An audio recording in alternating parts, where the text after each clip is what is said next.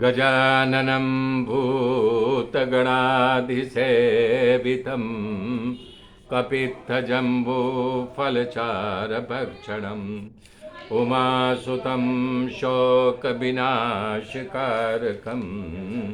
नमामि विघ्नेश्वरपादपङ्कजं। गुरुर्ब्रह्मा गुरुर्विष्णु गुरुदेव महेश्वर गुरु साक्षात् परब्रह्म तस्मै श्री गुरुवे नमः। तस्मै श्री गुरुवे नमः। या कुन्देन्दु तुषार हारधवला या शुभ्रवस्त्रावृता या वीणा वरदण्डमण्डितकरा या श्वेतपद्मासना या ब्रह्माच्युत शङ्कर पवित्रभिर्देवैः सदा वन्दिता। सां पातु सरस्वती भगवती निषेधाध्यापः। हरिः हरिः ओम्। हरे राम राम राम हरे हरे। हरे कृष्ण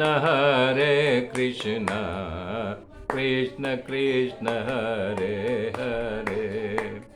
हरे राम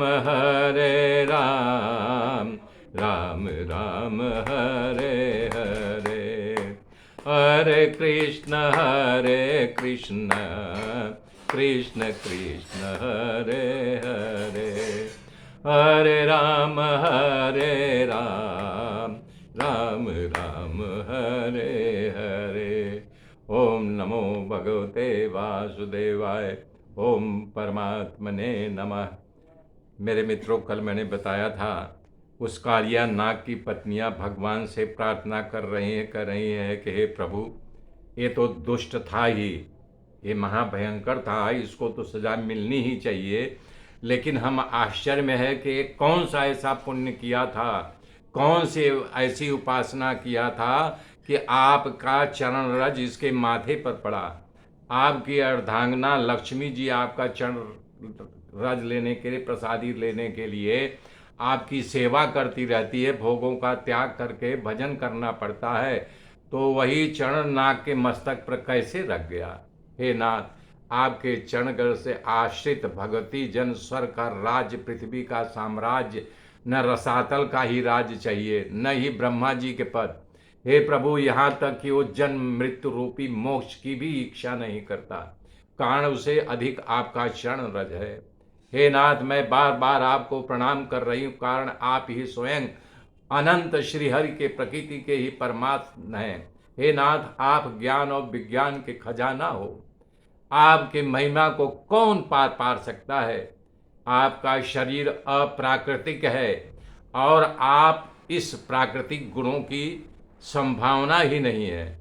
आप स्वयं काल रूप हो और काल भी आपके आश्रित रहता है। काल के भी आप महाकाल हो, आप ही उसके साक्षी हो। हे कृष्ण, हे राम, हे वसुदेव सुत, हे प्रद्युम्न, अनिरुद्ध और यादवों के पति, हम लोग आपको नमस्कार करते हैं। हे नाथ, आप तो साधु स्वभाव वाले हो और साधु का स्वभाव होता है लोगों के ऊपर कृपा करने वाले, इसलिए आप मुझ पर कृपा करो। हे नाथ, आप हमारे पति का प्राण हमें दे दो। कहने का मतलब आप उसे मारो मत, छोड़ दो। करुणावान भगवान नाग को छोड़ दिया और भगवान ने आज्ञा करते हुए, कालिया, तेरी पत्नियों परिवार के साथ तू अपने मूल स्थान समंदर में चला जा और ये समंदर वहाँ पर जा कर के निवास कर। बता रहे हैं, इस खो से अतिशीघ्र निकल जा। रमण द्वीप, समंदर में रमण द्वीप नामक स्थान है जहाँ नागों का वास होता है। तब वो जो है, परीक्षित ने प्रश्न किया कि हे प्रभु, ये बताइए कि कालिया नाग अपना स्थान रमण द्वीप छोड़ करके ये यहाँ यमुना में कैसे आ गया। सुखदेव जी ने कथा का विस्तार करते हुए बताते हैं कि राजन, गरुण का खुराक जो है सर्प होता है, तो गरुण रोज आ करके जब उनको भूख लगती तो सर्पों को पकड़ करके खा जाते।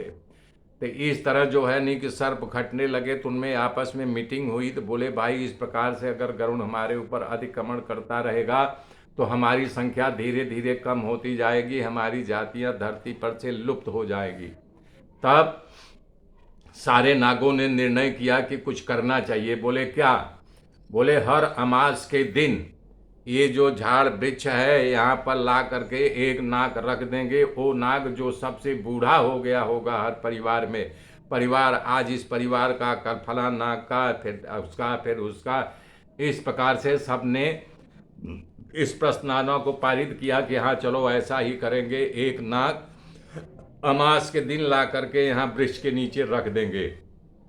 तो लोग अपना अपना हक ला करके रखने लगे। गरुण आते वहाँ सर्प को उठा ले जाते और खाते, अपनी भूख मिटाते। तब कालिया नाग जब वृद्ध बन गया तो उसकी बारी आई, तो नागों के राजा ने कहा कि कल तेरी बारी है। तो कालिया ने बोला कि मैं तो बिल्कुल नहीं जाऊंगा। कौन होता है कि मुझे मारने वाला? ये गरुण, हम देख लेंगे। अब मुझे तुम विवश मत करो, मैं तुम्हारी भी आज्ञा नहीं मानूंगा।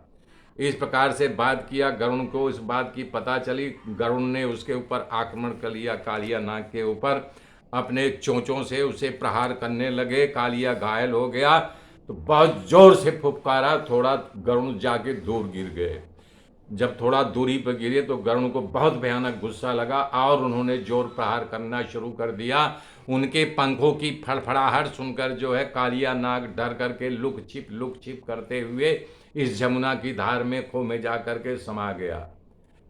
तो फिर परीक्षित प्रश्न कर रहे हैं कि ये नहीं बताइए ये जमुना में कैसे समा गया। तो फिर कथा का विस्तार करते हुए कह रहे हैं, दरअसल बात ऐसी है कि गरुण जी जहाँ आए वहाँ पर कि मछली पकड़ने के लिए गरुण आते थे और वहाँ पर ऋषि जो है तप कर रहे थे।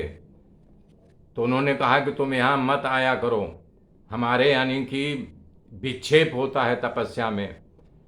तब शौभरी ऋषि एक बार कह दिए। फिर जो है गरुण दूसरी बार आए तो शौभरी ने उनको बुलाए, बोले इधर आओ, तुमको मैंने मना किया था कि यहाँ मछली पकड़ने नहीं आना, मैं यहाँ तप कर रहा हूँ, हमारे तप में खलल पड़ रहा है। आज के बाद अगर तुम आओगे तो तुम्हारी मौत निश्चित हो जाएगी। तब उस दिन से गरुण वहाँ जाना छोड़ दिया। इस बात का कालिया को पता था, इसलिए कालिया उस खोह में आकर के छिप गया था जमुना के धार में। तब बता रहे हैं कि कालिया ने कहे, प्रभु आपका वाहन गरुड़ जी मुझे मार डालेंगे। तब भगवान ने कहा नहीं, मैं अपने वाहन को मना कर दूंगा, तुम्हें मारेंगे नहीं। उन्होंने कहा तुम अपने परिवार के साथ जा कर के वहाँ पर वास करो। तब इस प्रकार से कालिया नाग गया रमन द्वीप में और भगवान यमुना में से दिव्य वस्त्र और सोने का अलंकार पहने हुए बाहर आते हैं। नंद शोभा गोप गोपी सब लोग बड़े खुश हो जाते हैं कि हमारा लल्ला बाहर आ गया। उसी तरह ब्रजवासी एकदम सचेत हो गए। कालिया नाग का दमन करके प्रभु श्री कृष्ण सही सलामत वापस आने सभी ब्रजवासियों में इतना संतोष हुआ, सब यमुना जी के किनारे ही सो गए। पर आधी रात को सूखे वन में आग लग गई। जो वहाँ वन था यमुना के किनारे, बहुत जोर का धंधावाद फैला। दावानल से ब्रजवासियों घेर लिया। सभी कृष्ण के और बलराम के नाम लेके पुकारने लगे, हे कृष्ण, हे श्याम, हे भगवान, हे बलराम, तुम दोनों कहाँ हो? हाँ, अरे अतुलित बलधाल, देखो ये आग हमें जला रही है, हमें हमारे लोगों की इस आग से रक्षा करो। हे प्रभु, हम मृत्यु से नहीं डरते पर आपके चरणों से वियोग को हम नहीं सह सकते, इसलिए हम डर रहे हैं।